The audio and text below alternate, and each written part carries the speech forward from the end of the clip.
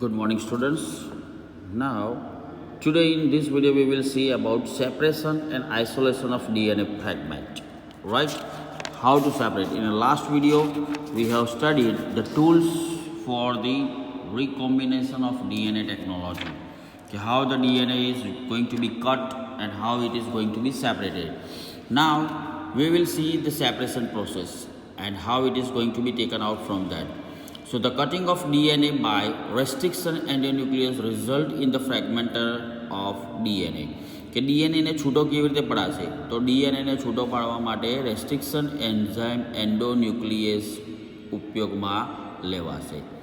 This fragment can be separated by the technique known as gel electrophoresis. ને આ jail ઇલેક્ટ્રોફોરોસિસ technique દ્વારા જ ડીએનએને છૂટો પાડવામાં આવે છે. We know that DNA fragments are negatively charged molecules and they can be separated by forcing them to move towards the anode under the electric field through a medium or a matrix. કે જ્યારે આ ઇલેક્ટ્રોફોરોસિસ જેલનો આપણે ઉપયોગ કરીએ છીએ અને ઇલેક્ટ્રોફોરોસિસ જેલની અંદર ડીએનએ હોય છે ત્યારે આપણે આ ઇલેક્ટ્રિક ફિલ્ડનો ઉપયોગ કરીએ એટલે ડીએનએ શું છે નેગેટિવ ચાર્જ છે તો એ ડીએનએ નેગેટિવ ચાર્જ હશે પણ હવે ઇલેક્ટ્રિસિટી પાસ થશે બરાબર તો એ ઇલેક્ટ્રિક ફિલ્ડને લીધે થઈને નેગેટિવલી ચાર્જ જે છે એ પોઝિટિવ બાજુ મૂવ કરશે એટલે ડીએનએના ટુકડા ખસવા મળશે. Right. Nowadays the most commonly used matrix is agarose, which is a natural polymer extracted from a seaweeds. agarose જે છે agarose gel that is a seaweed એટલે કે દરિયાઈ કચરું. રાઈટ કે એક પ્રકારની એક એવી કચરું છે કે જેના દ્વારા ડીએનએના ટુકડાને જુદા કરવામાં આવે છે. The DNA fragment separates resolve according to the size through the sieving effect provided by the agarose gel. અને આ agarose gel જે છે એ agarose gelની એવી જારીદાર યુક્ત છે ઝીણી જારીવાળી છે agarose gel એટલે એ જારીના આધારે ડીએનએના નાના મોટા જે પણ ટુકડા હશે બધા એ જારીની સાઇઝ પ્રમાણે અલગ અલગ થઈ જશે. Right. Hence, the smaller fragment size, the farther it moves. કે જેટલા નાના ટુકડા હશે એટલા એ જેલ ઉપર આગળ ને આગળ ખસતા રહેશે. મોટા હશે પહેલાં પડી જશે, નાના હશે આગળ ખસતા છેક આગળ સુધી પહોંચી જશે. Look at the figure 11.3 and guess at which end of the gel the sample was loaded. કે આ ફિગર જુઓ તો તમને ખબર પડે કે ભાઈ જેલ કઈ જગ્યાએ સેમ્પલ લોડેડ કર્યું હતું. તો સેમ્પલ અહીંયા જ લોડ કરવામાં આવ્યું હતું. ઓબ્વિયસલી 1 2 3 4 એ સેમ્પલ લોડ કર્યા હતા.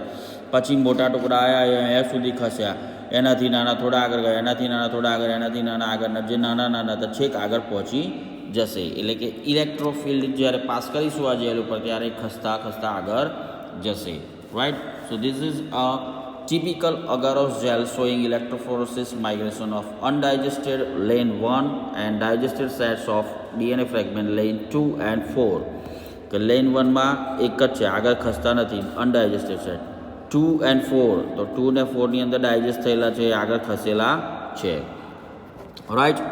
નાવ the separated DNA fragments can be visualized only after staining the DNA with a compound known as ethidium bromide followed by exposure to the UV radiation.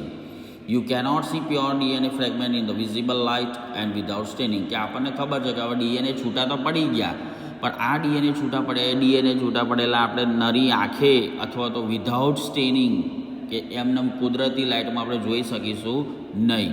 એટલા માટે એની ઉપર શું સ્પ્રે કરવામાં આવશે? ઇથિડિયમ bromide.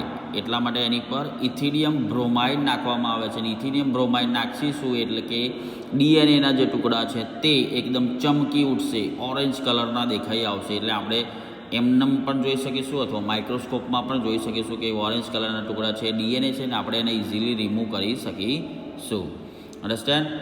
So you can see the bright orange color band of the DNA in a ethidium bromide stain gel exposed to the UV light. કે જ્યારે આ ઇથિડિયમ bromide વાળી જે જેલ છે તમે સ્ટેન કરી અને એને યુવી લાઇટમાં પાસ કરશો તો એ યુવી લાઇટની અંદર તમને ઓરેન્જ કલરના પટ્ટા જોવા મળશે ને એ ઓરેન્જ કલરના પટ્ટા છે એ જ તમારા ડીએનએ છે. Right.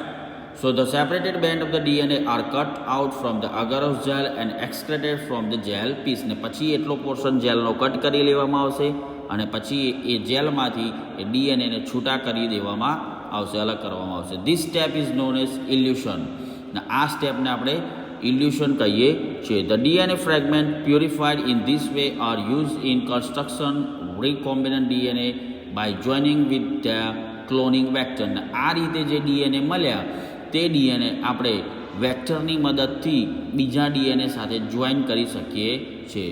So this was all about isolation and separation of a DNA fragment. It is very easy. Electrophoresis જેલથી એને છૂટા પાડી શકાય છે, રાઈટ.